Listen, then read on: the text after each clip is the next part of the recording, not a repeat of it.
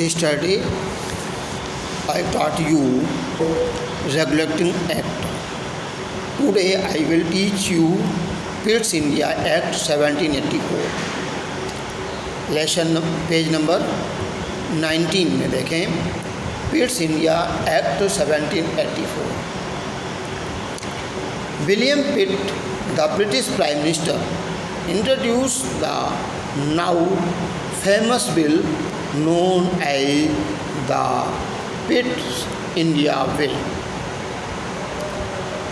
जिस prime minister के ने इस बिल को पेश किया था, लागू किया था, उसी के नाम पर इसका नाम पिट्स इंडिया एक्ट पड़ा. उस समय जो जिस प्राइम मिनिस्टर ने ये बिल ब्रिटेन में बनाया था उनका नाम क्या था? विलियम पिट. तो पिट्स के नाम से ये बिल फेमस हुआ और उस बिल को इंडिया में भी लागू किया गया था. This act create a board of control to supervise, direct and control the political affairs of the company. मतलब ये कानून जो बनाया गया था डायरेक्ट और इनडायरेक्ट रूप से कंपनी के ऊपर राज करना था. कंट्रोल द पॉलिटिकल अफेयर्स, राजनीतिक affairs. It provided for a governing council consisting of the 3 directors, which was to replace the code of directors in the political and military matters. अब देखिए, it provide for governing, शासन करने के लिए, consist of 3 director, 3 डायरेक्टरों की नियुक्ति हुई, which was replace the code of director in political and military matters. राजनीतिक और प्रशासनिक मतलब सैनिक, इन दोनों प्रकार के गवर्नर उपलब्ध कराए गए रिप्लेस कोर्ट के स्थान पर. The political and commercial function of the company were separated. Political and commercial function of company were अलग अलग कर दिए गए. राजनीतिक व्यवस्था अलग कर दी गई, व्यापार करने के तरीके को अलग कर दिया गया इस कानून के माध्यम से. Expenses of board of control were to be drawn by company. और जितने भी खर्चे होंगे कंपनी के द्वारा, बोर्ड के जितने भी खर्चे होंगे कंपनी वहन करेगी. The council of governor general was to consist of 3 members instead of 4. One of them was to be commander in chief of India. कहते हैं the council of governor general, जो सभा होगी गवर्नर जनरल की, was to be consist 3 members instead of 4. 4 की जगह पहले 4 थे, अब 3 सदस्य रहेंगे. One of the was to be commander in chief of India, और उसका एक कमांडर चीफ होगा इंडिया का. The Governor General was to be appointed by the directors with the approval of the Crown. Crown का मतलब है वहाँ के राजा के द्वारा जो इसका अप्रूव किया जाएगा, जो वहाँ राजा होगा. Pitt's India Act is a landmark in the constitutional history of India. It introduced the system of dual control from England. Dual control, द्वैध शासन नीति. It helped the unification of India by making the Governor General supreme. The British Parliament claimed supremacy over the company possession India. The act lasted till 1858, when the government of India directly passed into the hands of the British Crown.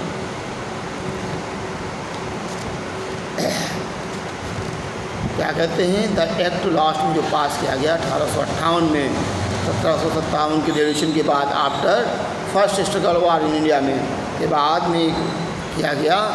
उससे क्या हुआ? The when the government of India directly pass into the hands of the British crown. जो भी कानून कहते हैं सीधे मतलब कहते हैं ये ब्रिटिश क्राउन के हाथों में चला गया. शासन। पहले ब्रिटिश कंपनी का ईस्ट इंडिया कंपनी शासन करती थी, अब ये सीधे शासन ब्रिटिश क्राउन के बाद था, ब्रिटिश राजा के पास, ब्रिटेन के राजा के पास चला गया। अब चार्टर एक बाद में आता है, क्या है? The English East India Company was given the right to trade with India by royal charter issued by 16। अब 16 एक रॉयल चार्टर जो वहाँ से, रॉयल का मतलब शासन की राजा की ओर से, शाही दरबार की ओर से जो एक चार्टर भेजा गया यहाँ पर, वो ईस्ट इंडिया कंपनी को व्यापार करने के लिए भेजा गया और ये 1600 बना था। It was renewed every 20 years, जो हर 20 साल में रिन्यू होता था। The act of 1786 made Cornwallis the commander in chief of the Indian force. He was also given the power to override his council on his own responsibility. In 1793, the company was given a new Charter Act of 1793, which was very long. It repealed many old laws and consolidation of the exciting ones. However, it did not make any real change.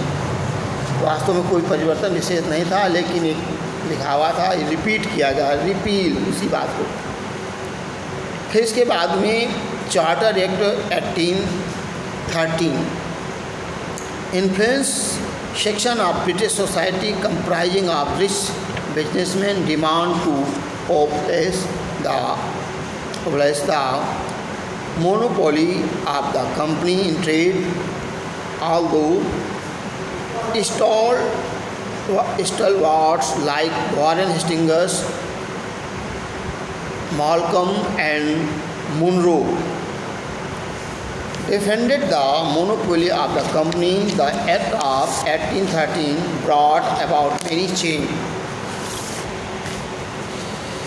Main provision of the Act 1813 were as follows. The company was deprived of its monopoly trade with India. The India trade was thrown open to all the English people.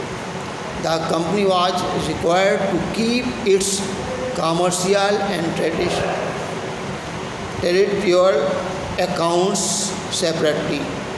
The company was authorized to make law, regulation and articles of war for the Indian troops.